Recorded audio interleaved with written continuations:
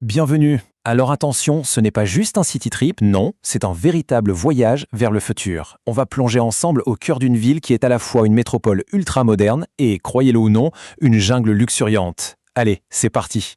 Cette phrase, c'est vraiment l'essence même de Singapour. C'est le plan de notre voyage, ce choc spectaculaire entre une nature incroyable et une technologie qui repousse toutes les limites. Franchement, c'est une combinaison qu'on ne trouve nulle part ailleurs dans le monde. Et voilà, ça, c'est la porte d'entrée vers ce nouveau monde. À peine arrivé à l'aéroport, bam, on se retrouve face à cette merveille de 40 mètres. Ce n'est pas juste de la déco, c'est une véritable déclaration. Singapour nous montre d'entrée de jeu qu'elle réécrit complètement les règles. Notre première mission, conquérir le cœur futuriste de la ville. C'est ici que la fameuse skyline prend vie, on se croirait presque dans un film de science-fiction. Alors voici les incontournables. Gardens by the Bay, pour cette nature du futur. L'Art Science Museum, pour le mix parfait entre créativité et technologie. Et le soir, évidemment, le show de lumière Spectra. Le petit conseil qui change tout ici, organisez-vous un minimum à l'avance pour éviter la foule. Imaginez un peu la scène. La nuit tombe, la skyline s'illumine et devant vous, l'eau et la lumière se mettent à danser en parfaite harmonie. C'est une expérience sensorielle pure, une ambiance juste magique qui capture vraiment toute l'ambition de Singapour. Le musée en lui-même est déjà une œuvre d'art. Cette forme de fleur de lotus, ce n'est pas un hasard, ça symbolise la fusion entre la création et la découverte. C'est bien plus qu'un musée, c'est toute une philosophie. Ok, on quitte le futur pour plonger dans le cœur multiculturel. Après le choc de la modernité, on part à la découverte de l'âme de la ville. Un mélange super complexe d'histoire et de tradition. Là, on a un itinéraire simple mais ultra puissant. On commence avec l'énergie de Chinatown et le plus vieux temple hindou de la ville. Ensuite, on se laisse complètement submerger par l'essence à Little India. Et on termine avec l'élégance historique de Kampong Glam. En quelques heures à peine, on a l'impression d'avoir voyagé sur plusieurs continents. Et là, attention, une astuce cruciale pour une expérience vraiment authentique. Respecter ces quelques règles simples, ce n'est pas juste de la politesse, c'est la clé pour être bien accueilli et vraiment comprendre la spiritualité des lieux.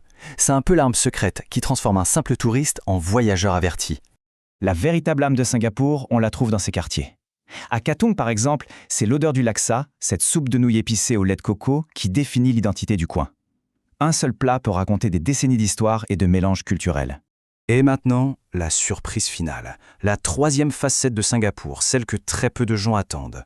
Oubliez les gratte-ciel, on part à la recherche de sa nature sauvage indomptée. Le contraste est juste spectaculaire. En surface, on a les Southern Ridges, un sentier de 10 km à la cime des arbres, avec des vues imprenables sur la ville. Mais sous l'eau, c'est un tout autre monde qui se cache.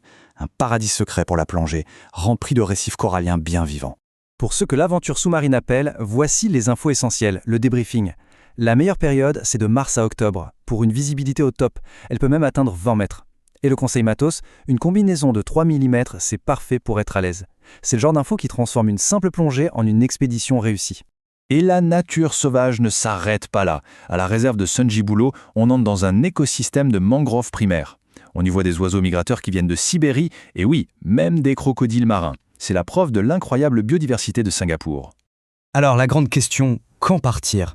Pour la meilleure météo, visez de février à avril. Mais si la plongée est votre priorité numéro 1, alors c'est entre mars et octobre qu'il faut y aller. Et un conseil simple, évitez la mousson, de novembre à janvier. Au final, conquérir Singapour, ce n'est pas une question de cocher des cases sur une liste. Non, ça se passe au niveau des sensations. C'est l'humidité sur la peau dans la jungle, l'odeur de la street food qui flotte dans l'air et le silence total d'une plongée au milieu des coraux.